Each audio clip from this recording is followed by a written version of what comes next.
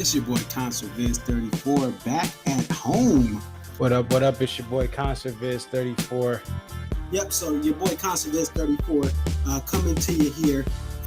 What up? What up? It's your boy Concert Viz 34.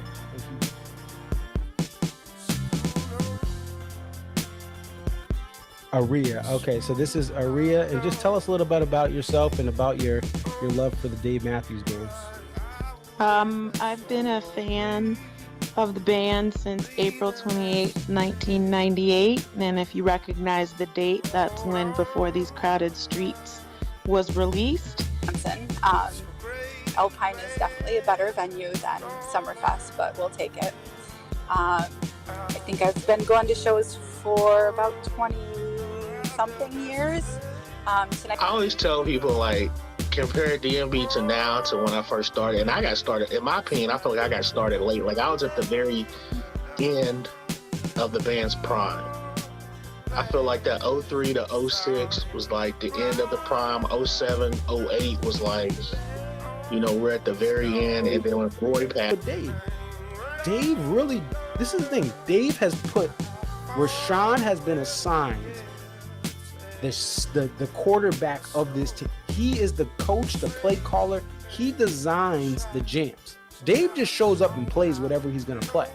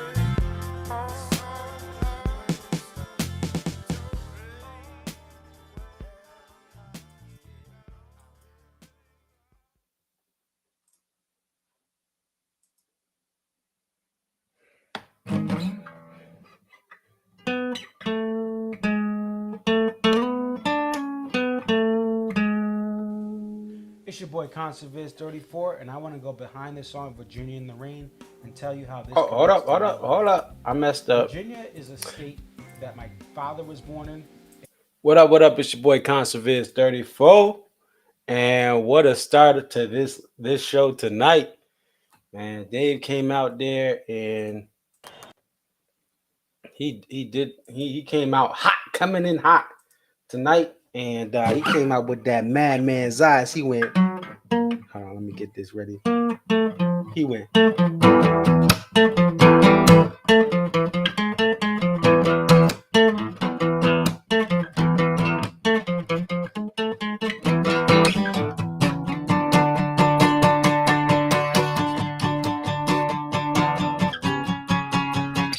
Anyway, enough of me playing guitar.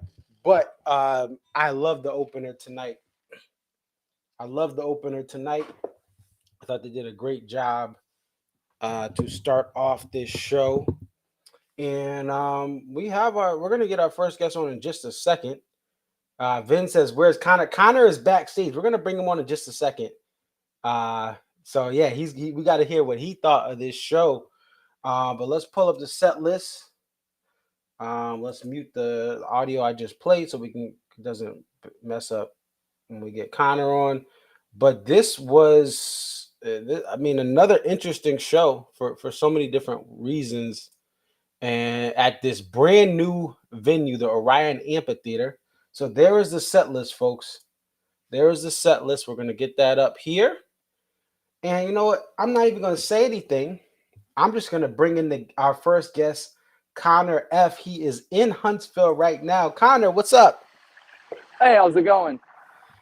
I'm living the dream and dreaming to live. So tell us about this show in Huntsville.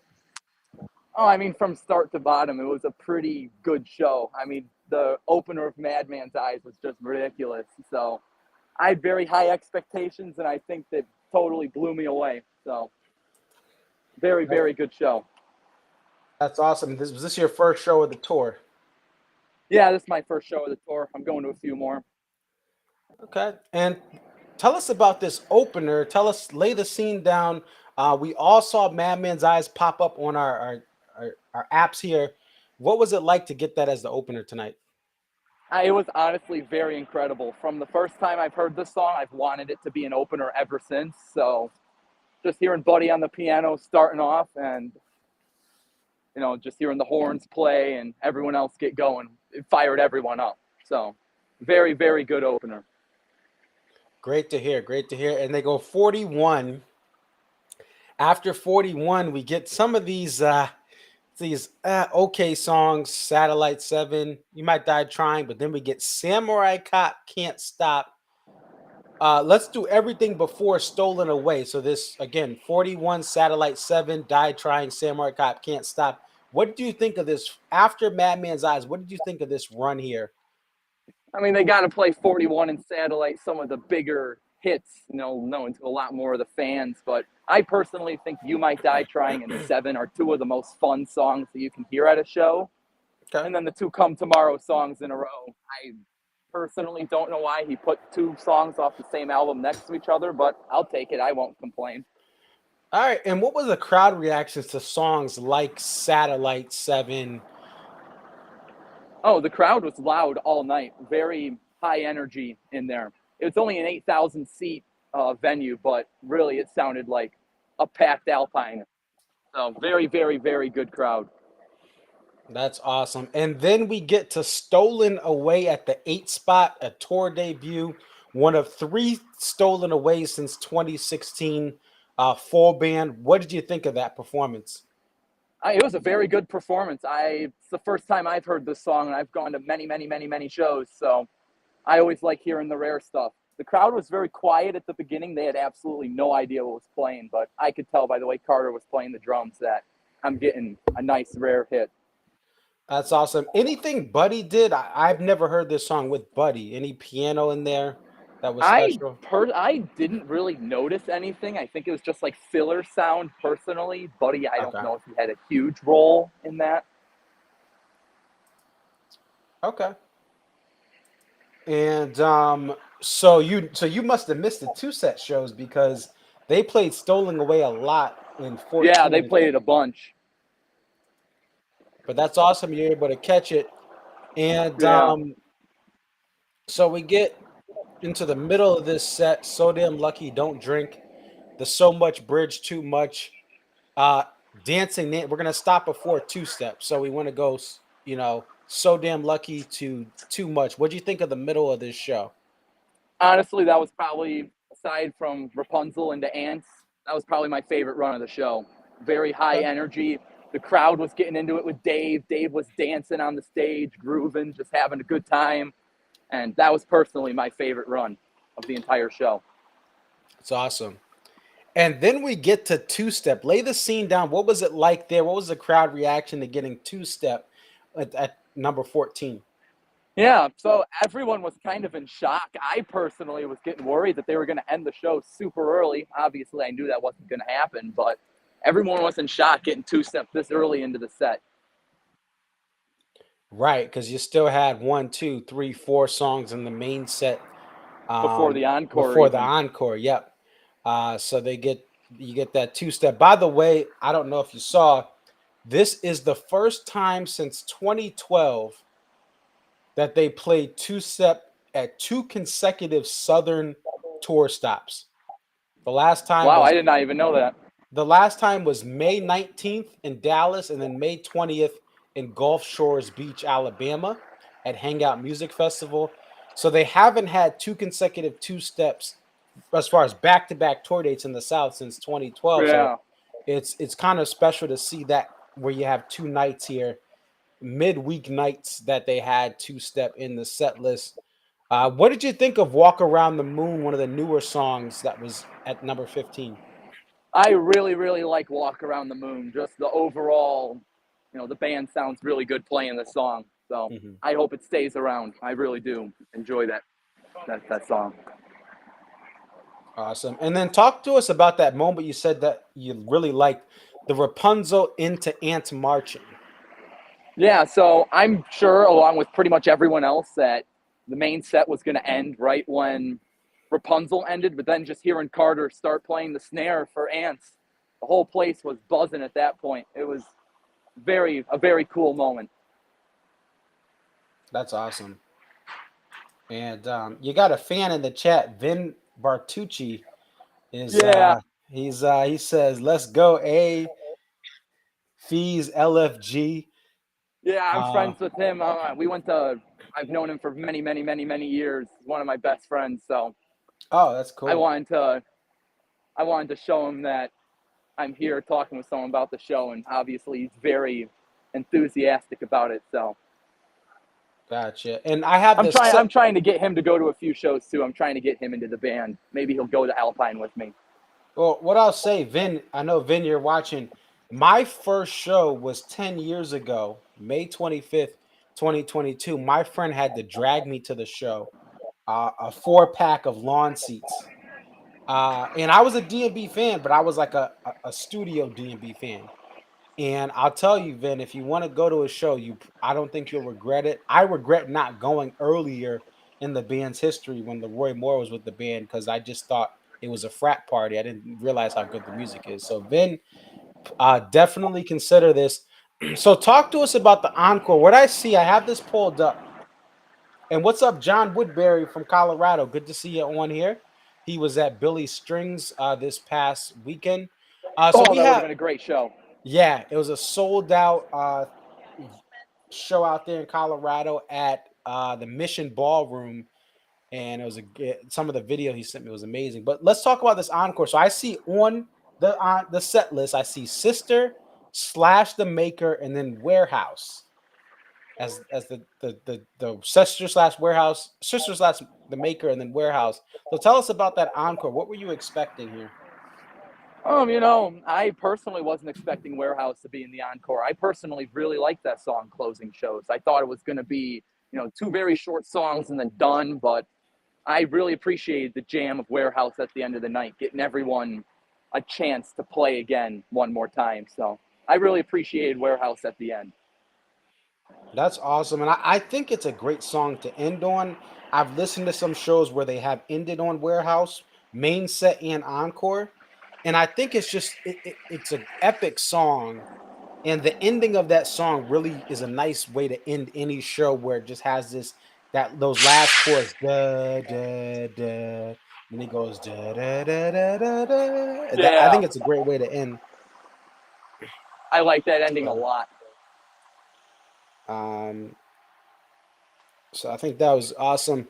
And also, if you noticed, yeah. Sorry, go ahead. Oh no, go ahead. So Sweet was originally on the set list where two-step was, and they replaced Sweet with two-step. I'm personally very happy about that. I would have much rather had two-step than Sweet. So very nice change. What we see is we see Nancy's, Sweet, and then two step. So they have Oh, they had two step. Yeah, but it I looks didn't know they like cut out Sweet. they have highlighted, and I think this is because I think the highlighted songs look like they're guitars that are either electric. Did Sam was he on the electric for Samurai Cop? Yeah, he was on the electric Okay, for he's Samurai. probably on the Samurai Cop is highlighted. That's gonna be his electric Les Paul Jr. Can't Stop is the 12-string Avante. Don't Drink is drop D. That's highlighted. Sweet is the ukulele, so that's highlighted. She is the baritone guitar, and then Sister is I think it's Sister's raised B. I believe So it's Raised B too. so those are highlighted, but there is Sweet is highlighted, and then Two Step is right next to it. Then Walk Around the Moon. So that's what we see here. So it looks like they cut Sweet, Two Step stays, Nancy's Walk Around, She, Rapunzel, and so it looks like they just added. I mean, Sweet was omitted from it, and the Maker, which was had a slash, just never was played. But I mean, hey, you end on Warehouse, and I like shows without covers, so I think it was. Oh, Great. me too. I'm glad we didn't get a cover either. I like having all originals. So, what other shows are you planning to go to for this summer? I'm also gonna do Blossom, Deer Creek, Alpine, and Denver. Okay, so you're getting that one West Coast, and then I'll be at Alpine and Deer Creek. We'll have to meet up, and Oh yeah. and then Cuyahoga County, Cleveland Yeah. represent. You're going to be down there at Blossom, Yeah, which Blossom's always a great show to go to. Always a great venue. yeah, they've gotten some great sets, and then Columbus, and Cuyahoga County with the Blossom show. They've gotten some really good sets from 2018 to present. Blossom always got good shows, but I mean in this Buddy Strong era, they have gotten Yeah. above average what you're gonna get without a violin. Now the crowd, you talked about the energy of the crowd. Did you see any empty seats at all? Oh no, it was completely sold out. I Okay, personally, I mean, I was in the pit rail left side by Buddy Strong, so I wasn't really close to the rest of the seats, but it looked like a completely packed house. okay. They announced it as a sellout, but then I saw tickets. I thought I saw tickets on AXS. I don't know if they were resale, but this Yeah, was I announced saw as a sellout. on the Instagram page of the Orion, they said we're selling a very few limited tickets left this morning, the day of the show, and obviously I believe those all sold out. So Okay, so that's what it was. They had some. Okay, and then tell us about the sound. How was the sound of this compared to the other venues you've been to? the sound is really good. I personally had no issues with the sound. Everyone sounded mixed well. Even during Don't Drink the Water, it didn't sound like Tim was too powerful or, Okay, overloading. So I thought the sound was very well mixed there and very good sound. that's great to hear. And then it looked like there were no screens. Did you see any like TV screens outside of the set? Like did they have anything on the side? No, they did not have any screens set up. And I thought that was kind of odd, but then I did realize it's a very small venue. You could, I Right. mean, there's not a bad seat in the house, but normally they do always have those couple of screens there. Right, and that's what I saw. Some of the pictures I saw from the show, I was like, oh, they don't have it, but yeah, it looks like a very intimate venue. That Greek theater setup, the ancient Greek theater, the Berkeley, California, it looks like that, and some other venues across the country resemble the ancient Greek theater setup, and definitely really cool. And now the poster, do you know? I know you were up close, but do you know if the poster sold out? Any rumblings about the poster? Personally, I don't know if the poster sold out. It didn't seem like there were any on the way out of the show. I still snagged one. I had other people with me, so we had someone else in my group just snag one. But it didn't. I mean, it seemed like they were all gone. Okay. And now, did you do the pit lottery? Yeah, Now, how did very. that go? I mean, it was chaos. We were all lined up to go in, and someone was saying, "All right, get your wristbands so you can get your numbers," and it was complete chaos. Luckily, though, I was probably the 30th person in line, so I felt that was successful. But the whole situation was rambunctious. Did they get you in at least like in order?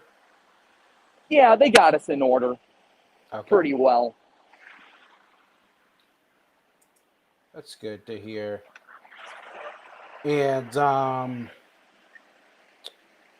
were you able to see? And maybe what? It looks like there's floor seats. Yes. Did the floor look kind of like flat or inconvenient as far as a view from there? I know you were close, but Yeah, personally, I believe that in the back they still would have gotten a decent view. I mean, there wasn't an incline, obviously, it was all flat, but I definitely don't think that it's not like Northernly Island in Chicago where you have to look at a screen because you physically cannot see the stage. So I mhm. think everyone got to see everyone jamming out up there. All right. And then the seating, it looks like, is it all benches even up close, or did you Yeah, see? it's all, aside from the seats on the floor, it is all benches in like the main sort of pavilion area. Okay. Yeah, because I'm looking at a picture. I've seen some of the photos when they were building it, and I have a picture pulled up now of it. But it looked like I was wondering if there were actual seats in the lower level, but it looks like there's benches there too. So, well, I Yeah, in guess the hey, lower level it was benches. at a Dave show you should be standing up. So I guess that's that's Surprisingly, a motivation. lot of people were sitting down the entire show. Really, uppers and lowers, more lowers, more Uppers, uppers. I mean, everywhere. It just seemed like a healthier group of people were sitting during the entire show. Very odd to me. Now, maybe I was down low, so I could be completely wrong, but it looked like everyone was just sitting. Okay. And what was I gonna say? There was one other thing. Man, I just drew a blank. Oh, sister. Speaking of sister, because shout out my boy Phil Backus is in here. My old hockey teammate and classmate from Eastern Connecticut State University. He says he loves sister. Did Dave kind of have that kind of spiel about women's rights? Yes, he did. Okay. And Okay. being in Alabama, I was surprised with how many people cheered at that.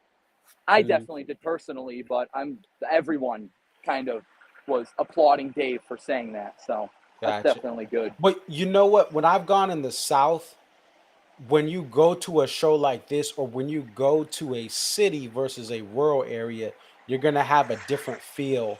Now, Yeah, sometimes, like good if you're at a point. country show, like if you're at Luke Bryan, right? I've seen Luke Bryan at the Houston Rodeo. If he were to say it, he may get some backlash. But Yeah, the Dave crowd, for the there's some people that don't, may have a differing opinion, but most people that go are gonna be like-minded to what Dave stands for. So exactly. Yeah. that's something that I've noticed just being in the South, being from the North, and seeing going to different events down South myself personally. How was the weather and heat? Was it hot? Was it perfect? What was the weather like out there? Before the show, it was absolutely brutal. The sun was beating on me all day, but I kind of, as the night went on, it got nicer and nicer. And before the show started, there was this consistent breeze in the air that really felt good. It's great to hear that, because that's the difference between May and June and July down south. When it gets to to June and July, that heat down south. I've been in the deep south in July, and it does not cool down. I think that's why No, they do these shows now. That's why Tampa and West Palm are moved to Labor Day weekend or Memorial Day weekend. Any other final thoughts before we let you go? just kind of a fun fact about the venue. One of the lead designers was one of the members from the band Mumford and Sons. Okay. Wow, that's awesome. I thought So that was he pretty cool. it's a current band member or former band member? Current band member. Oh, okay. He plays the keys. I don't remember his name at the moment, but he's on the keyboards. Okay. Let me look that up. I listen to a little Mumford and Sons when I'm running. Um, some of their songs get me pumped up for the run. Yeah, I've So, seen them once before. It was a pretty cool show. yeah, I've heard great things about them live as far as people I know that have been after their first two albums. I've never their first two albums after that I just haven't really I kind of checked out because I thought that was their peak, but I think they're just talented. Was it basis? Maybe Benjamin Lovett, maybe that. Yeah, Ben Lovett. There you go, Ben Lovett. Yeah. Okay. So very cool that he helped design that, and I think these new venues are a great thing for the touring circuit. As we look at this venue, we look at some of the other venues that are newer, like the Moody Center, where it's an Yeah. arena. It's UT booster money, but they put work into making it sound great for concerts. I think it's a great thing to have because some of these Live Nation venues are old and run down. So I think it's time that we get some better mid venues. For as much as we're paying for tickets, I think we deserve better acoustics. Oh yeah, I could agree with that 100%. So, all right. Well, hey, thank you, Connor. We'll check in with you later in the tour if you have the time. But hope you have a good rest of your night. Yeah, you have a good rest of your night too. All right. Take care. Peace. Yeah, you take care as well. Bye. All right. So that was Connor. I want to thank him for coming on. Yeah. Shout out to my boy Philly. Sorry, Phil Back is sorry about the Rangers. He's a Rangers fan. They lost to Carolina, and I want Carolina to lose. I rarely root for the Rangers, but I want Carolina to lose. Matt, what up, Matt? Yeah, I'm getting hyped up for the New England run. Phil, I don't know, Phil, if you're going to Hartford and Mansfield like you typically do, but I'll be at both of those. Oh, it happened. Yeah, yeah. Hey, my team's out. It could be worse, Phil. You could be a Flyers fan. We lost the lottery, and we have a lot of lost hope. And our goaltender doesn't have a lot of confidence right now, and it's a mess. We need a new head coach. Okay, so what we're gonna do? We're gonna bring in another guest. He was here last night. We want to hear what he thinks. He just heard back-to-back two steps. He was at the show in Brandon, Mississippi. They played two-step. He came to this show in Huntsville, and he'll be going back to his home state of Georgia at the ATL's stop at Lakewood on Saturday. Right? Yeah, ATL is Saturday this year. All right, let's bring in Mark. Mark, how's it going? How's it going? And don't forget Charlotte on Friday too. That'll be great. Oh, you're going to Charlotte too? Yes. I forgot. Yeah, you're going all across. You're doing the run this whole week, so. Yeah, it's gonna be good. I had a good night. It was, as your last guest said, hot as hell, but it was good. It's good to hear. Tell us about this show. What'd you think? I had a much better time in Brandon overall, just with the set list, but I'm never going to complain when two steps in the set. So, and I've always wanted to see Warehouse close and had the stop time. That was cool. Stolen Away, cool to see that. So Damn Lucky had the thank you at the end of it, but it had Buddy and Dave on vocals, which was really cool. Haven't seen that. Just a few random things throughout the show that were cool. You know, of course, just standard songs everywhere. So, you know, I like a few deeper cuts last night, like Break Forward and Break Free. But overall, I mean, for a midweek 2 shows in a row run, I mean, not really a lot to complain about. It was good. Nice. And talk about the differences between the tailgate and the lines yesterday in Brandon and how they were in Huntsville for this evening. Huntsville, when we drove up, literally well before an hour before doors. I mean, the accumulation of people for the Warehouse was massive. You know, it wasn't like Deer Creek level or anything, but it was a lot of people. Like, you could tell, like, the Warehouse sold a ton of tickets for the show, and it was just a complete 180 from Brandon. I mean, there was tailgating going on. The lot was jamming. You know, it wasn't anything insane, but there were a lot of people there early, complete opposite of the last show. And then the Warehouse line, as your last guest said, was, I watched it, you know, from a few steps away. It was chaos for sure. They did the best they could. One thing I didn't like was it looks to me, you know, I could be corrected if I'm wrong on this tour, but it looks like in previous years they usually take a warehouse rep on the tour to handle these types of things, and it looks like this time they're leaving it to the venues. And Austin was a complete disaster meltdown with the warehouse entry, and tonight looked like the same type of thing when the venues themselves are having to do it. They just seem very unorganized. And so I saw, like, right in the middle of them letting the warehouse pit people in, they just opened the normal doors on the, a few lines away, and normal people were going in, and I was like, not a big fan of that. But I think the venues are having a hard time with the warehouse entry. Gotcha. So they had, as the warehouse pit people were going in, they were letting regular people come in? Yeah, and I don't know, how many people those folks had, Ticketmaster pits. It couldn't have been that many just because I don't know that for sure. It could have been some, but I don't know. The pit to me looked like it was absolutely slammed, but then I went to the sides because I taped on the side of the pit tonight, and there was some room on the sides, but right in the middle was absolutely slammed, just like, pretty much every other venue. Okay. And talk about the sound. What do you think of the sound? Because you've been to a couple of different shows. Were you in Austin? Yeah, I did Austin, Brandon, and Huntsville, and all three are new venues to me. I'm on the same boat as you. I want new venues when I'm paying this much money for Dave, so I'm trying to see some new spots. And Daly's Place is going to be absolutely awesome. That'll be great.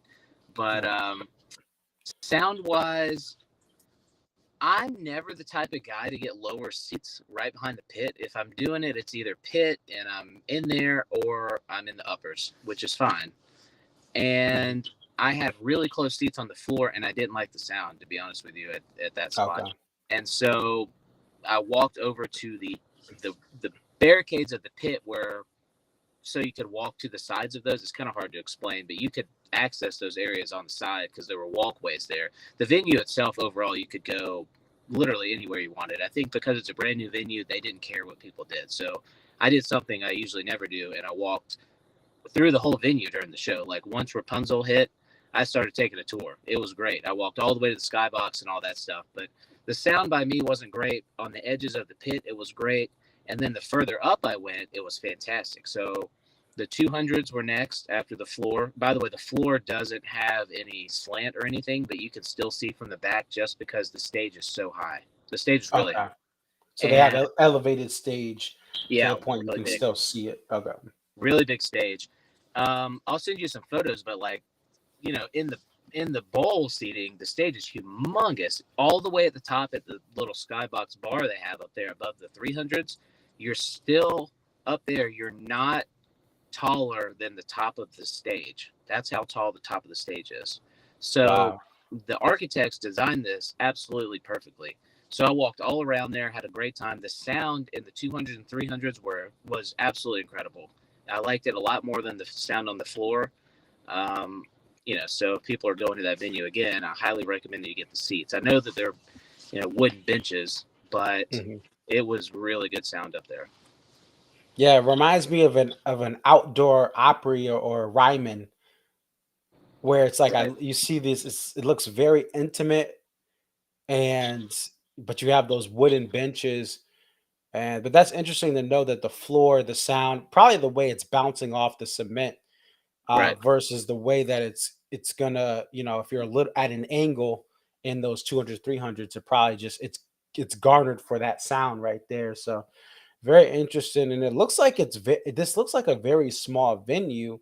Looking at the picture, it looks, again, it almost looks like, some of it reminds me of the Purdue basketball arena, where they have like it's very small. You can walk, like a college basketball gym. You could walk through it. But that's very interesting that you said like the sides are better than the actual floor. And now, just to remind us, what night did you like better, tonight or last night? I like Brandon just because at the start of the show in Brandon, it was just so high energy, and I felt like that energy didn't stop until You and Me. And, You and Me and Brandon was really late in the show. I just felt like the energy just kept up that entire time. And then tonight, I didn't feel like it started, too hot. It is what it is. They're just two different shows. Dave writes the set list completely different. It reminded me of the the Oak Mountain 2016 show where Dave opened with a new song. That time it was Bismarck, Into 41, which, tonight he did Madman's Into 41. It's just funny that two Alabama shows like that had similar starts. But it was cool to see some of the songs I wanted to see tonight, especially Two Step was great. There were some vocals at the end of it by Dave. He wasn't really saying much, but it was he got up on the mic. I thought he was going to do Higher Ground, but he didn't do Higher Ground. But Brandon was a little bit better to me. Okay. Now the two-step in Brandon versus two-step in Huntsville, which one was better individually, like song over song? Man, they sound, both of them sounded great. Probably will give the edge to Huntsville just because it's another play of the new version of the song. I don't know if you've talked about it on one of your streams yet, because I didn't watch, I haven't watched the entire streams yet. But the new version of Two Step that they're playing is like 9.5 minutes long. And instead of the Tim and the Carter solos in the middle of the song, it goes to that breakdown where they usually would cut it to Answer Cornbread or whatever, insert song here. And from there, they start the outro. And so the outro just builds up for a few minutes. So there's no solos in the middle. You still get a lengthy two-step. No one's going to complain because the outro is great. Tonight was just, both shows, the crowd, let me say that. The crowd went absolutely nuts, both shows on two-step. I can't, hammer that in anymore. Like, the crowd goes crazy on that song. And tonight, probably a little bit better just because the vocal thing Dave was doing at the end was pretty cool. The band was just blowing up. That was also a little bit closer to the stage, so that probably influences too. But both were really good two steps. That's awesome. And hey guys, don't forget to get the likes up. Hit the like button, guys, if you're watching this. Thank you for everyone who's tuning in. It looks like we got at least 15 people. I really appreciate it. So there's a lot of talk in the forums about things feeling repetitive, things feeling like, even with all the crazy things we're getting, some people are still complaining about the variety. What do you feel about the song flows and the songs you've gotten in Austin, Brandon, and Huntsville? Do you feel like things feel repetitive? Do you think things feel better than the tours you've been to before? I feel like Dave knows what songs the band is really good at playing. The So Much and the Too Much, the Don't Drink, they're good on, even if Tim's a little loud sometimes. By the way, that might be fixed. Don't hold me to that because I've only seen it a few times. Maybe Tim is a little bit quieter. We'll see. But songs like that, he knows what they're really good at, and he wants to play songs like that. He doesn't dive in too much into these rarities, it seems, but it seems to me like there's fewer tour debuts at the beginning of the tour than we saw last year and then 2019 in shows like 4 and what was it, show 5? Yeah, 5. It just seems like there's fewer, but as you said yesterday, maybe this is just the preseason for the 2-night stands and we're going to see more than 3 tour debuts in a night, maybe. Right. Yeah, I can definitely feel that sense looking at the numbers that they're not busting out as many songs. And the songs like tonight, A Stolen Away is definitely unique. But So Damn Lucky, this was the first Some Devil song of the tour, but Some Devil songs have been here for a while, like forever, since Some Devil came out, especially the post-Roy era. They've been heavy. Samurai Cop was played last year. So it's like even the 2 of the 3 tour debuts, it's like these are things they've been playing. Can't Stop, it was the second time they played that, but that's something that's been played a lot. So it's just, yeah, it's definitely interesting that they're not playing as many songs. But hey, there's no Louisiana Bayou. No Bayou yet. Sweet also got cut, and that was going to be one that they played last year to death. Not to death. It was a cool version. Did you see this? I don't know if you saw this set list. Can you see it right now? Yeah. Oh, it's Sweet. Okay, so I saw that happen in real time. I'm not the biggest guitar guru. I would say I'm only maybe 70% in tune with trying to identify what's going on with the guitars and songs. But I did see Craig bring the ukulele over for Sweet, and Dave waved him off. And I was like, did he cut a song for two step or did he audible two step? So the set list makes sense. And then Maker in the encore, that would have been cool. Yeah. And what's interesting, the highlighted songs are all the non-standard tuning songs. So Samurai Cop is the electric. So the Samurai Cop is the Gibson Les Paul Jr. Can't Stop is the 12-string Avante. Don't Drink is Drop D. Sweet is the ukulele. She's the baritone, and Sisters the raised B. So that would make sense why they're highlighted. But yeah, it was interesting because Connor gave us this. He shout out to Connor. He got this, and he saw like the Maker was not played. It was the Slash, so it was an option. Sweet was there, but it got cut. And Kermit the Frog says, Mark, looking forward to late night cookout. I don't know what. That's Zach. So Zach's coming down he's in Raleigh right now with his family. He's actually last minute coming down to Charlotte and Atlanta with me. Awesome weekend. So that'll be great to see him and tape with him and have some late night cookout restaurant. But that'll be fun. Right, and we thank Kermit the Frog. Kermit the Frog's been everywhere. Yeah. I was at a show of Victor. I think that was you, right? Kermit the Frog on the Discord. You said you had taped. You had taped that he had taped in Hartford too. He's everywhere, New York, Long Island. He has a lot of experience. We appreciate both of you guys for taping these shows. Oh, dude, speaking of Sweet, I just noticed this. The show, I don't know if you've already talked about this. The show tonight was significantly shorter than last night. Even if they would have played Sweet, it still would have been a good bit shorter, like at least 16 or more minutes, like easily. Okay. I definitely saw that because when I saw it said encore break, I was ready to get on at 11:45 and still thinking the show was just about to end. So I was going to have to push to 11:50.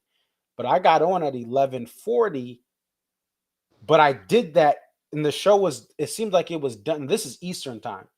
So 11:40, 10:40 Central time where you are. But I like around 10 Central time, 11 Eastern, it was like the set was done. The main set was done. The encore was, the almanac can be late, but it was like, hey, I saw the blue line. I saw that means end of the main set. And then they busted out the Cistern Warehouse a little after 11 Eastern. So I was like, wow, I got to get on. I got to get ready. And I definitely was shocked that they played a little shorter. I love that the idea of two-step being 9 minutes because I've always said I got a bunch of 20-minute two-steps. And they were great in the moment. But the best two-steps are about 9 minutes. 8 to 10 minutes is all we need. And back in the day, the best era of this band, they played an 8 to 9 minute two-step, Red Rocks. It wasn't 20 minutes. And it allows for more songs to be played. It allows for you to get to the point. Actually, there's a question here.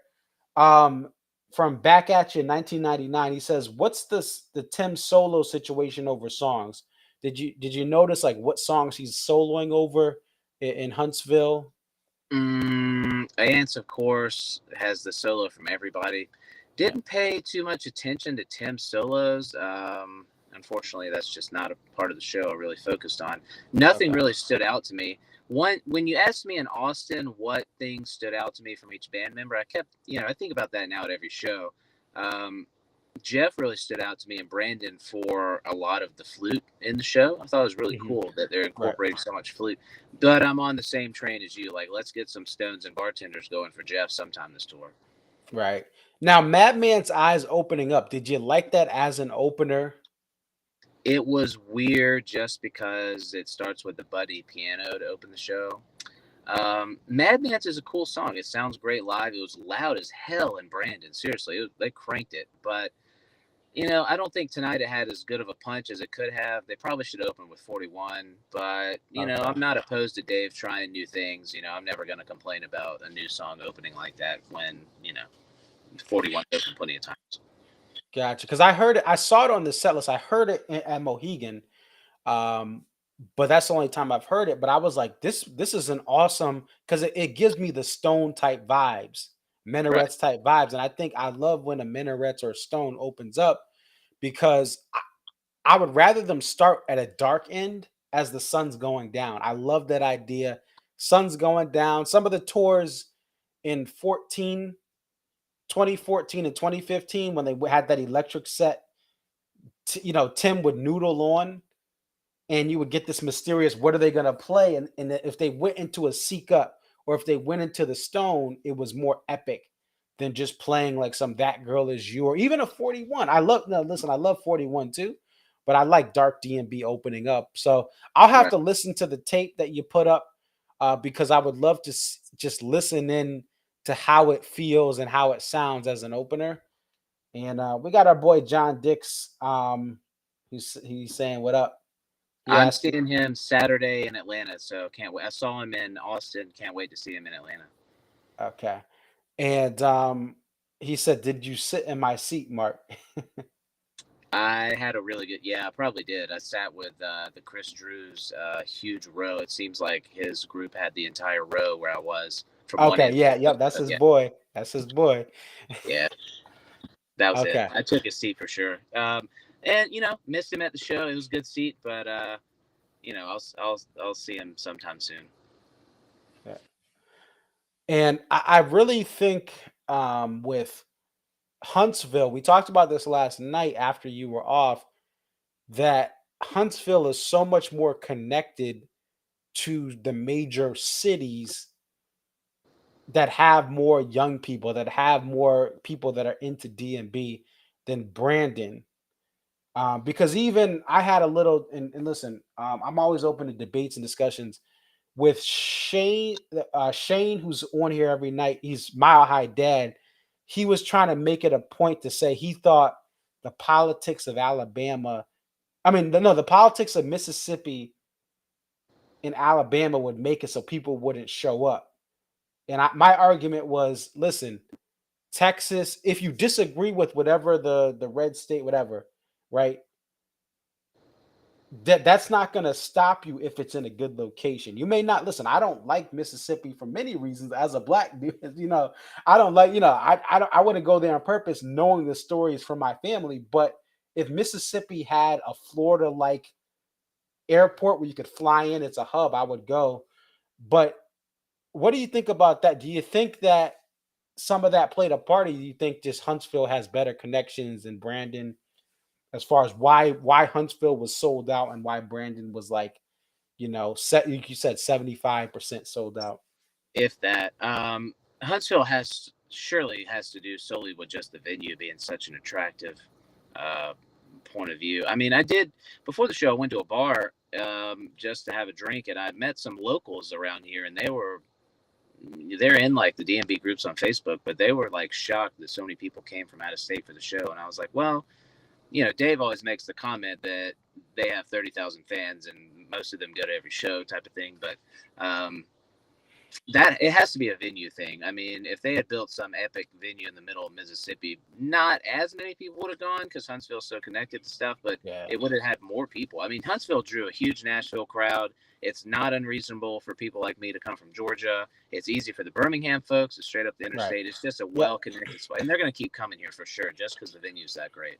Yeah, because they're both. I know Kermit the Process. Yeah, I know it's 8,000 seat venue, but isn't Brandon's are just over 8,000. So it's the same size. My personal opinion, just again knowing family down south, I just think that Brandon's in a bad spot. Like, how do you fly into Jackson, Mississippi? You could fly into Atlanta or Nashville because that's going to be your cheapest flight versus, you're not going to fly into Huntsville per se, and you're going to be paying a lot more. But you could fly into Nashville or Atlanta and drive 2 hours from Nashville, 3 hours from Alabama? I mean, from Atlanta? Is it 3 hours? It's a little over 3, but it's still not a bad drive. So it's really close too. I think that's what's critical of more fans showing up. I know it's a new venue, right? Obviously, if it was an old venue, people wouldn't go. But I just think that the Huntsville show has what people are going to have to realize for this tour and for the diehards, right? Diehard fans have to look at the cost of everything they're going to go to because you're going to 5-10 shows. John Dix is on here, right? You're on here. You're not going to, now you're in the South, so you're going to go to, you went to Brandon and you went to Huntsville. But all the fans up here in the Northeast, the shows they're adding, they're going to add a West Palm Beach. One of our good buddies, Dave up here, Dave Bigler, great DMB cover artist, just can get his parts down. He's not going to go to Brandon because Austin was great. He's going to go to West Palm Beach because you can fly from Boston or Hartford to Tampa or Miami, and you could hit up Tampa and West Palm Beach. So that was my argument. And listen, I always appreciate conversations on Twitter, but my argument was, listen, Huntsville has the easiest way for you to rent a car at a major airport in Atlanta or Nashville, drive 2 or 3 hours, and get to the show. Where Brandon, it's and Michael's in Alabama, I think too. He's saying the same thing. I just think it's too far, and like, because even like the marketing for the Brandon Amphitheater, it's like, oh, we're in between New Orleans, which is like 200 miles away, and another city. It's like, if you're 200 miles away from New Orleans, that's a drive, right? Where Nashville, you're just 2 hours, right? I know people that worked half a day in Nashville and came down to the show. Like, that's how convenient. Oh, wow. Nashville. And, I love the convenient venues. That West Palm Beach airport literally practically touches the venue. So people like stuff like that. Nice. They love as convenient as it can be for the travel. And I love that too. So, I mean, Brandon is truly a haul. It's really, really far out. It's way past Tuscaloosa. If anything, I would have loved another Tuscaloosa show, but it's way out. Nice venue, though. Really, really cool spot. Just nothing around there. I don't know if they'll return, but we'll see. Yeah, we'll have to, because the ticket sales were not good, and I think they were trying to take that risk. And yeah, it's in the middle of no. I mean, Memphis. Yeah, it's like New Orleans is one way, 200 miles. Memphis is the other way, about 200 miles. And it's just a tough spot. I mean, Shreveport and Montgomery are not DMB hotbeds, so you're not going to have many people driving east-west. And like, I'm looking at it on the map now. Yeah, it's outside of Jackson. So that was my thing. But any other final thoughts about this show? The encore, the stolen away. Any other thoughts about this show? I was jealous of Zach of getting the warehouse closer. Do you know off the top of your head what show that was? Was it Mansfield didn't have it, right? It wasn't Mansfield. No, Mansfield had Don't Drink the Water, and I know that because I was walking out to my car. Got it. There was some Northeast show that had a warehouse closer, I think. It's sometimes. So one of the shows Zach was at last year. I was jealous of that, but I'm glad to. I think it's Burgettstown. I was glad to have seen that happen finally, because I think that's a cool song to close on. I'll always take a Stolen Away. Two-step. I'll spend $150 easily just to see two-step, just because it's so hard to see it now. World-class venue, highly recommended. Next time I'm going to sit in the 200s probably, just because maybe so many people sat down because the view was so dang good. Seriously, like, you could just sit there and you were eye level with the band. It was really, really nice. But overall, cool spot. Can't wait to see them play here again. Yeah, and that's what I did at Mohegan. I was in the first or second, I think I was second row of Mohegan night one. And I just sat down, like, I was dancing for a little bit and I sat down. I danced for a little bit, sat down. But sometimes it's nice just to be able to enjoy the show and just sit there. Europe does that. Europe is known for that for DMB. They just sit there and appreciate it like it's a symphony. So dude, it's unbelievable. I saw DMB in Amsterdam, and you did? Okay, so Yeah, so dude, imagine this: went all the way to Amsterdam and got a JTR in Amsterdam. I mean, that makes no sense. But that crowd was the most respectful, quiet DMB crowd I have ever seen. They don't talk between songs. They give you a ton of room. They don't hold their phones up all show. They're not drunk out of their minds. It was a complete shock to me in a good way. And for those reasons alone, I absolutely loved that show, just because you could truly focus on the band and there was no nonsense going on anywhere.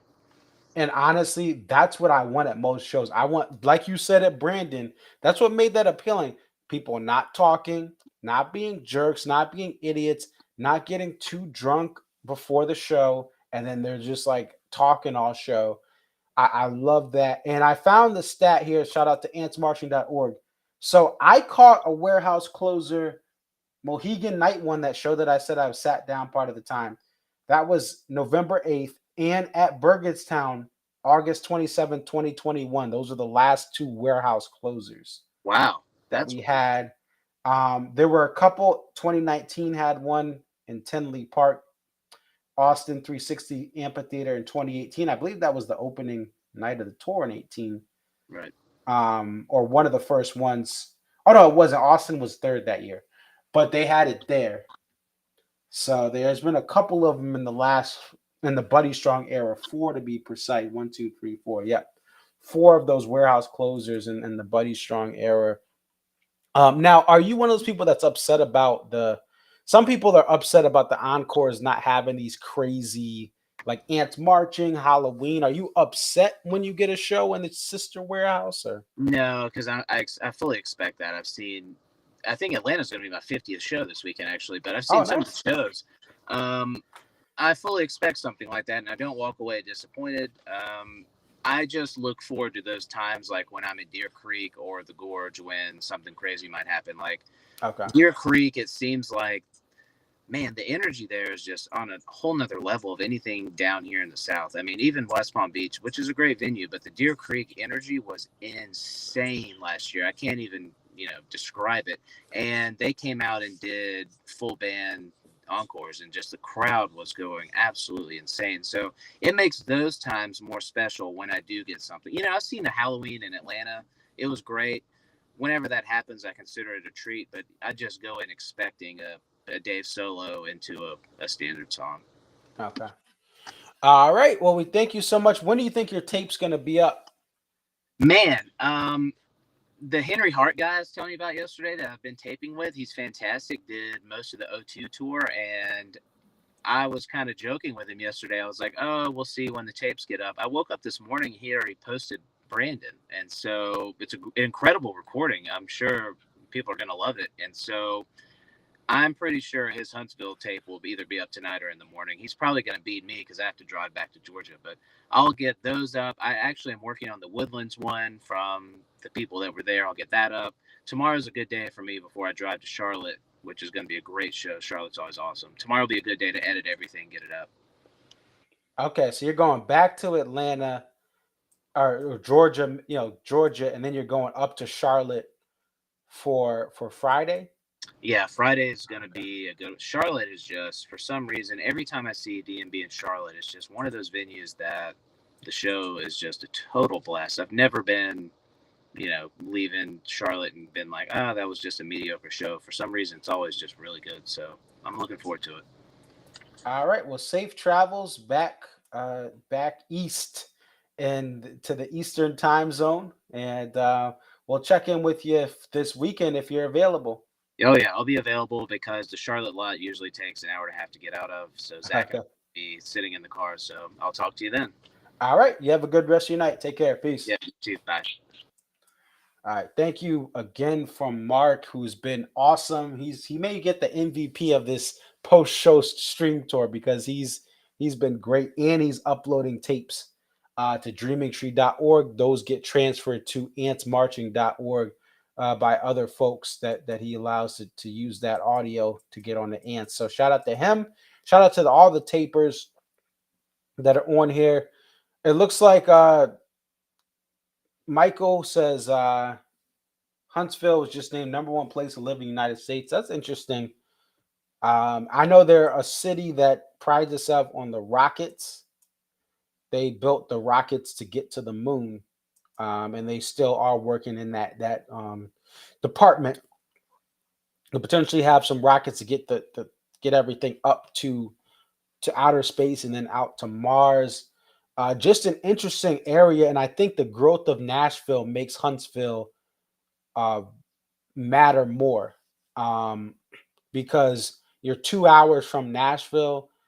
And, Nashville's expensive. So if you want to live a little bit of ways, but still be able to take a day trip, you can get up there to northern Alabama there. So it's interesting.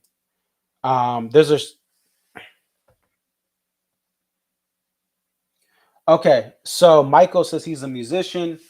Let me tell you, everyone of the Cats and Muscle Shoals are ecstatic about the new venue. So Muscle Shoals, isn't that closer to the coast? Is that That close to the coast? Oh no, it's further north. Oh, so Muscle Shore. Okay, so it's just west of it. Okay. So yeah, that's a nice quick drive out there. Okay. And yeah, Mike, if they played the Stone and Halloween, I like. And listen, I'm gonna try to get some stats for Friday's show. I'm trying to compile stats because I think that people have to be realistic about the non. Now, last year you could argue that Deer Creek and some of the 2 night stands, some of the encores weren't as good in June, July, and August. The best encores were in November of the extended summer tour where they went to Mohegan and MSG, and right had a warehouse closer night one of Mohegan, had a Lion Our Graves closer night 2. And then MSG had a Halloween. What was it? A 2-step Halloween, and then they had a what was it? Last Stop Ants, and then it was Last Stop All Back. No, wait, what was that? I was at the show.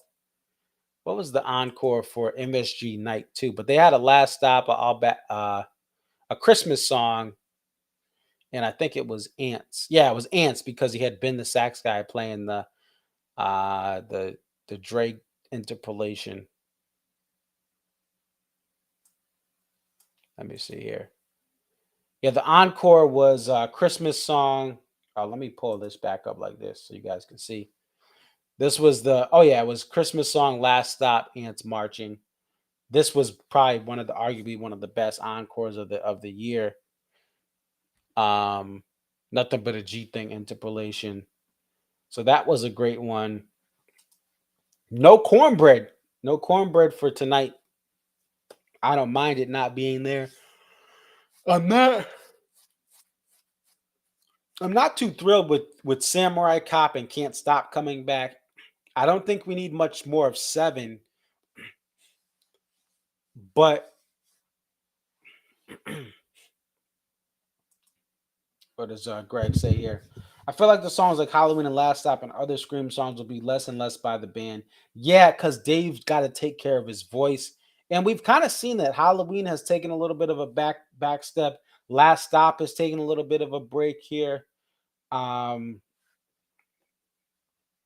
Robert Plant was out there in Northern Alabama. Shout out to Robert Plant. Shout out to Zeppelin.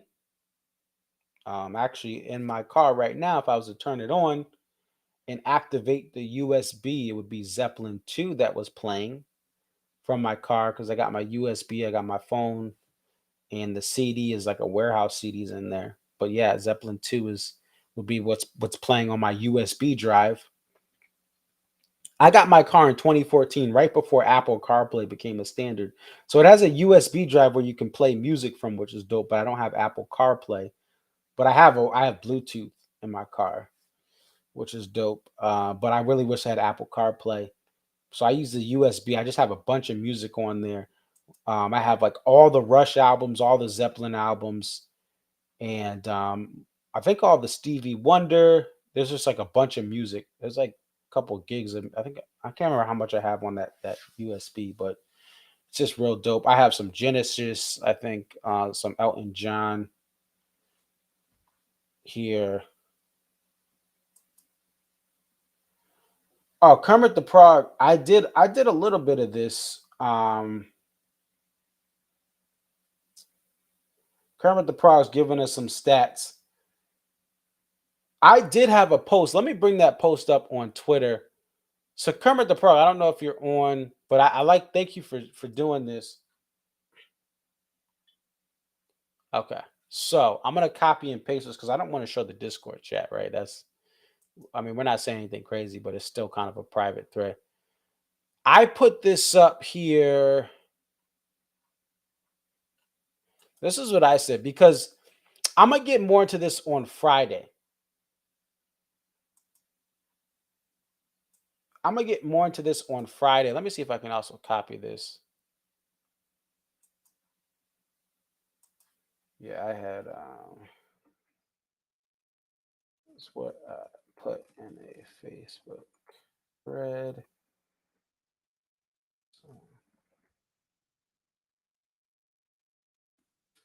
So this is what I put on. Now, again,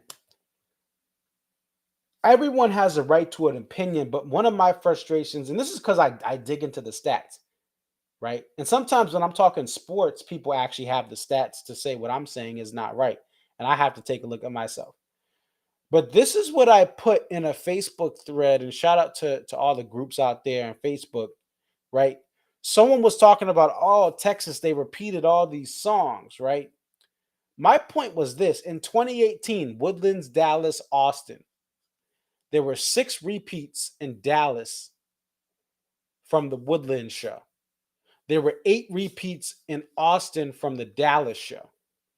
In 2022, we had 8 repeats in the Woodlands from the Austin show, but there were only 4 repeats in Dallas from the previous Woodlands show. So the Texas 2022 had less repeats just by 4, right? No, by 2, right? 2 less repeats in 2022 than we had in 2018. Right? So as much as we can talk about, yeah, there weren't as many songs overall played. Let me try to see if I can pull this up. And thank you, Kermit the Prog, for putting this on to the. Let me see if I can get this here.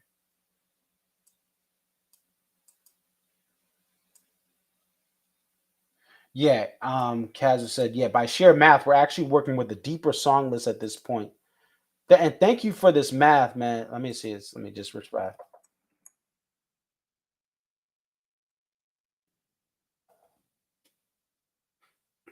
Okay, so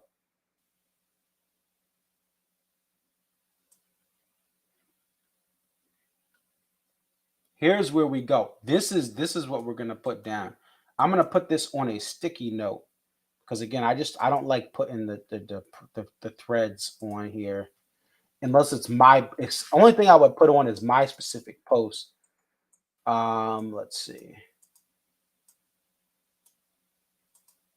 Okay, so let's just put this up here. This is a sticky note, and this is what Kermit the Prog said.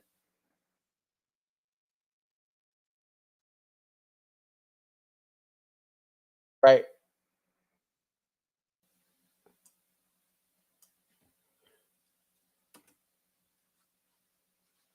So check this out. I don't know if we can zoom in here on the. Well, let me zoom in.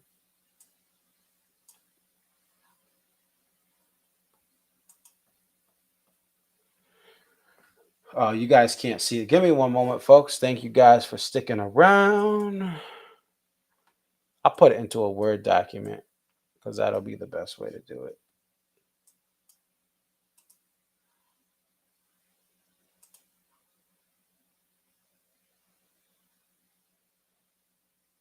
Oh, Control Plus will zoom it in.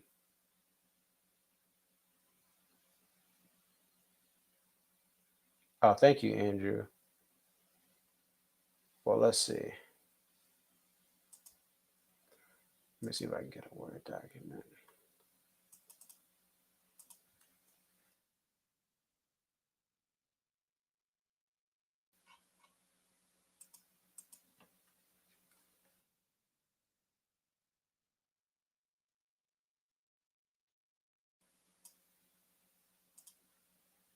Okay.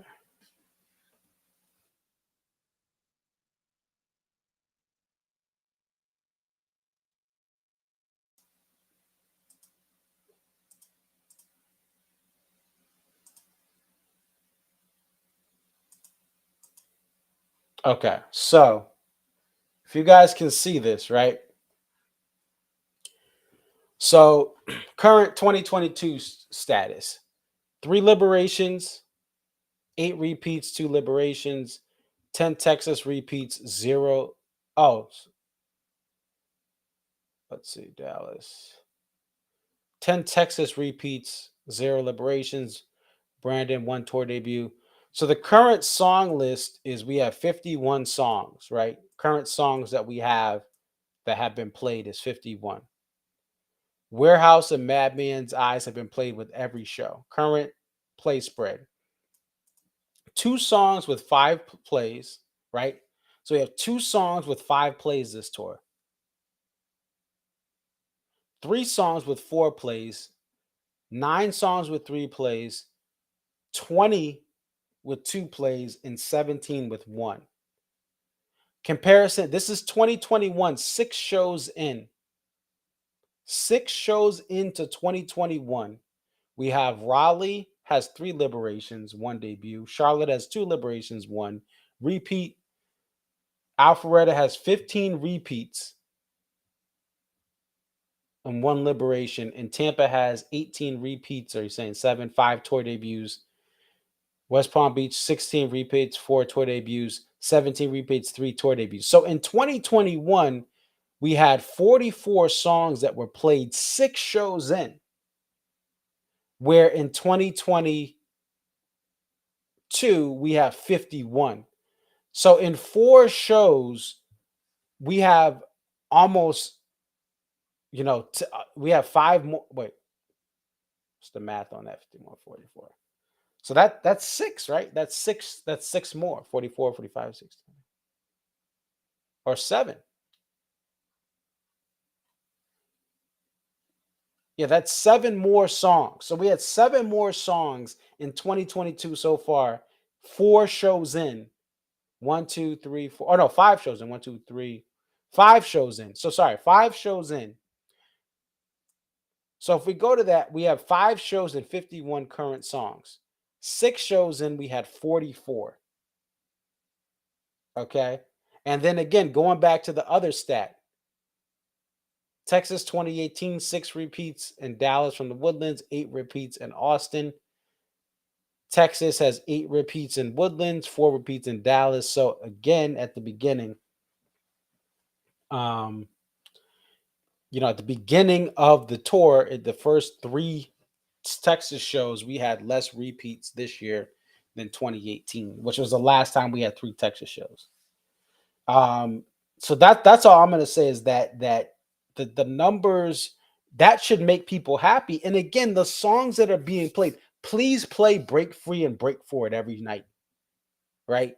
You have Dreaming Tree that's played and Shotgun. So your first show, Shotgun's played. Second show, Dreaming Tree is played. I mean, when is the South ever going to see those songs again? Right? Maybe they do if this momentum picks up. But those are songs that have not been played in the South forever. They haven't been played in general forever. And you could live in the southern part of the United States, not DMB headquarters. That's more of the Midwest and the Northeast, Mid-Atlantic. And you're getting all of these gems. And I'll tell you, as someone who's now 32 shows in, the shows where at this point, if I can just get 1 or 2 deep cuts like that, if I can get a Dreaming Tree, which if I've only gotten 1, if I get a Shotgun, I've never heard that song. If I get a What You Are, only heard that once, that makes the show for me. And we have to be realistic. We don't even have a 2-night stand yet, and people are freaking out. Oh, this and that, and oh, they don't do this, and it's repetitive. And it may feel repetitive. And again, the more shows I go to, the more I feel the repeats. But those shows where I get 1 or 2 gems, I feel those too. And we have to realize, people who are freaking out right now, I am a set list. I've been if you watch my old videos, I'm complaining about the set list. Like, I really am. That's what my old show, I don't know what got into me this year, but I'm just happy, man. Like, you know what it was? Last year just had good music. Last year was just good music. The sound got better. They were doing things in suite. We got, stuff like, what was it? Sweet Up and Down came back. I got a Stone opener. There's a lot of songs. Like, I hated Bayou, but I got so much more. And I think some people just need to take a break from DMB or go to SPAC and Alpine, and that's it. Walk away. Because the fact that people are complaining is beyond me. It's beyond me. And again, I am someone who has complained in the past, and I'll keep it 100 like I did today. looking at this set list, I don't like Can't Stop. I don't like Samurai Cop. They could go kick rocks. She is trash to me. It is a grunge song gone bad. I love, rest in peace, Chris Cornell, who we're celebrating. He passed away on, I believe it was on the 18th, or we found out on the 18th of May. He was one of my heroes growing up. And anyway, I love Soundgarden. I love Temple of the Dog, right? I love a little bit of Pearl Jam, but and Greg says I'm a known setlist complainer too. Yeah, like I just, some of the stuff that we've wanted for years has come to fruition in the first 2 shows alone. Break Free, Break For It, Shotgun, Dreaming Tree. Nobody could have predicted that. Even if they hoped for it, nobody could have predicted that.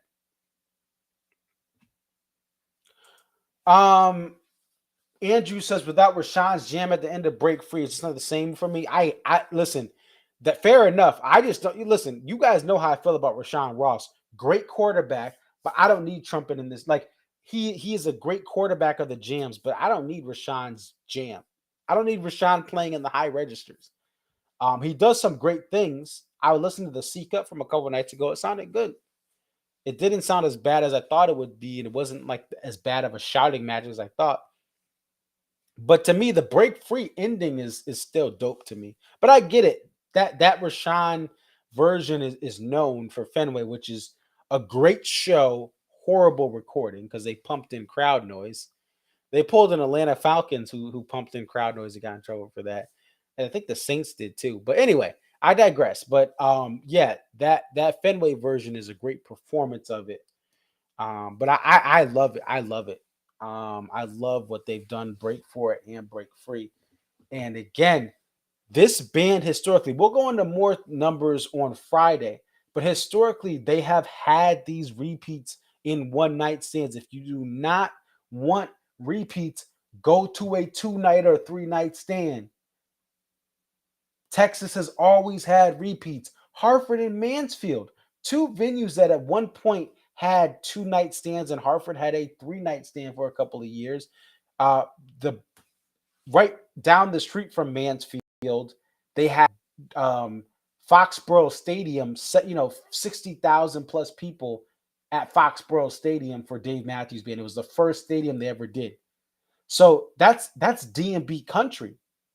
Boston and Massachusetts and Connecticut and New York State is the hub of Dave Matthews Band fandom. And they still repeat between Hartford and Mansfield. If you don't want repeats, don't go to a 1-night. I repeat, if you don't want repeats, don't go to a 1-night stand. I cannot say that enough. It's clear as day. You will be disappointed if repeats is the game. This band is not Fish, okay? You're not getting a whole week without any repeats. You're not getting a New Year's Eve run like I got at my first Fish show, the last of the New Year's Eve run this past April when it was rescheduled. They did not repeat songs, right? That's not Fish. Rashawn checked his phone the other night. Well, yeah. Listen, I'm not shocked. But listen, if he's checking his phone, that means he's not playing the high register. And again, I respect Rashawn is a world-class musician. And he's actually done, he sounds like, I like what they're doing this year. But Rashawn is more like, should be more of a Brad Stevens, not like Brad Stevens transitioned to the front office. Rashawn should be more of a QB. He should be in the front office. He should be in the front office of D&B jams. Anyway, listen, if he played, I don't mind him playing though. Shout out to Rashawn. He is, again, he's talented. I just think it's hit or miss some of the stuff he does for his parts, right? He's a brilliant writer for other people. But some of that trumpet stuff is too loud. And I get there's big band. I love big band jazz and all that stuff from New Orleans. But for certain parts of D&B, we don't need that big band sound. Okay. But again, he's talented, man. He put in the work. He is one of the best people, one of the best players at what he does with jam bands. From Slightly Stupid to OAR to D&B, man. I got to put respect on his name. But again, some of his stuff is too loud for D&B. That's all I'm saying.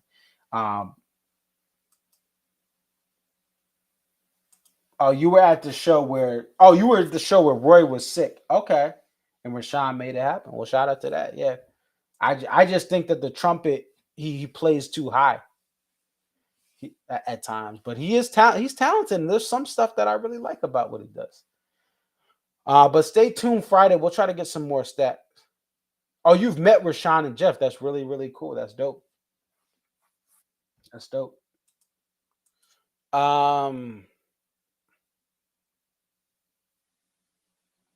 So tune in Friday, tune in Saturday.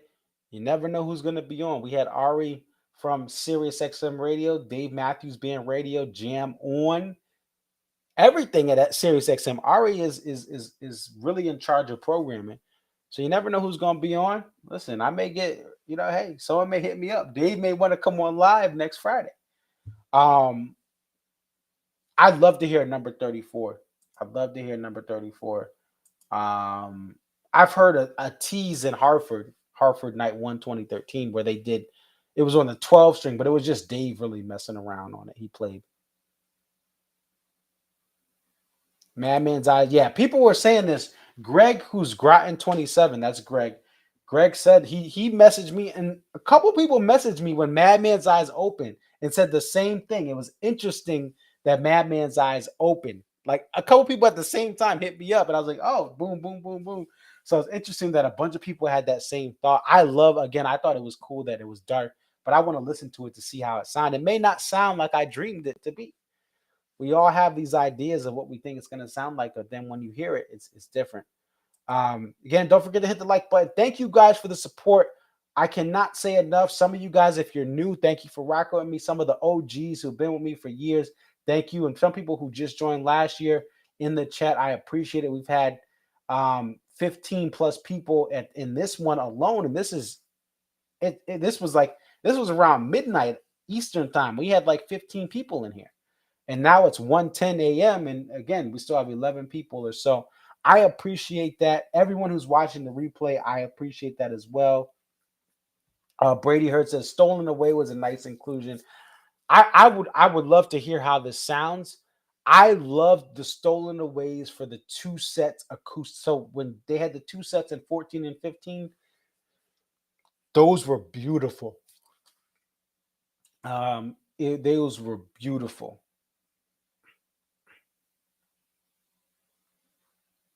A lot of people are pushing for this, Andrew. They're saying Madman's Eyes is the Minarets. It's the same riff, it's the same type of scale that they're based off of. The stand-up bass for two sets. Yeah, that was real cool. And I actually saw a stand-up bass last night. Victor Wooten in Bass Extremes, and the opener, Zoe. What was her name? Her first name was Zoe. Zoe Sparks. She had a stand-up bass. That was real cool. And actually, we're gonna end on that. We're gonna end on because the bass solo is a little too long. But we'll end on the Bass Extremes Come Together in just a second. But again, thank you guys. Tune in Friday. And again, you always can watch the replay. Subscribe to my channel. Oh, you're going to be at Tab, Trey Anastasio Band. 6 months. Hey, Andrew, congratulations on that achievement. Keep up the good fight. Let's give a shout out to Andrew for that, because he says, listen, let's look at this.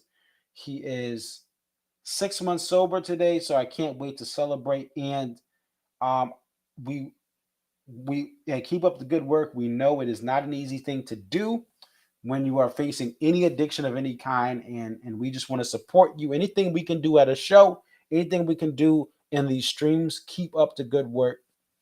Continue to fight the good fight. I know it is not easy having loved ones that have had to fight these different things to stay right and to stay sober, to make their life better. So salute to you for that, Andrew. We're glad to hear that, and we support you in your fight. Let's see. Brady says it's always good to hear two-step amongst the main set instead of the main set closer or encore closer. Oh, absolutely. As an opener, like we look at that show in St. Louis that they opened up with at the Cardinals Park or the new Busch Stadium. We look at Railbird Fest this past year in 2021, two-step opener, mid-set two steps, or any time outside of that closer spot is really dope. Although I'll say this, I like two-step. Mansfield last year we got it as the set closer. I like it as a set closer better than an encore closer because you're not, again, the encore you're probably expecting something like two-step. But I love it. I love it when they move two-step around. I think it's really cool. Okay, so I gotta go. It's 1:14 in the morning. I gotta work tomorrow morning. I gotta work out tomorrow morning to fight to stay in shape, to be well. We are going to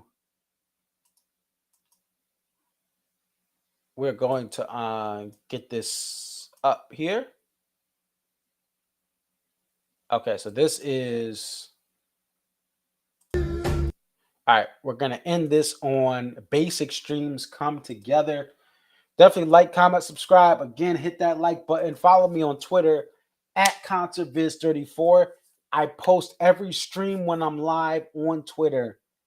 So if you follow me on Twitter, Instagram, ConcertViz34.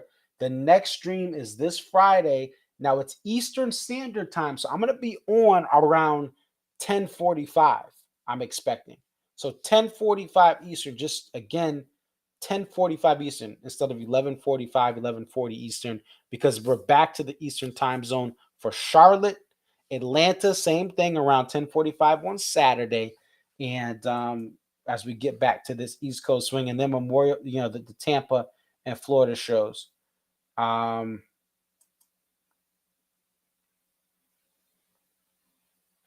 So we're going to end this show with this awesome little group called Basic Streams. We have now what you're going to see. Let's pull this up. To your left is Victor Wooten. To stage right in the other bass, that is Steve Bailey. And then the drummer is, I believe it's Greg Bissonette. The drummer here is actually part of Ringo Starr's all-star band. He is a very talented drummer, plays with Ringo Starr, went to his first Beatles show when he was 7 years old. And I think that was his only show. But Greg Bissonette is amazing. And this is a cover of Come Together. These are talented musicians. Steve Bailey is a great fretless bass player. And yeah, I love Bella Fleck and the Flecktones. I actually saw them in Hartford right before the pandemic. I think that was in the winter of 2019. So this is Victor Wooten. This was the show I went to last night. I went to see them in Hartford at Infinity Music Hall, Hartford, Connecticut.